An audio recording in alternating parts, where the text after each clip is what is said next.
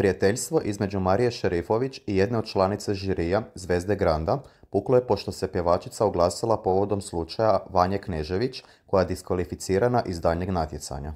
Naime, Marija se obratila javnosti povodom slučaja koji je privukao veliku pažnju javnosti i poručila da su svi pretjerali. I ja imam samo jednu stvar da kažem. Dakle, meni se čini da su svi pretjerali. Meni se čini da je moja kolegica ovo shvatila previše lično, da je njena reakcija bila, neću reći ishitrena, jer ona vrlo dobro zna šta radi i to radi svjesno.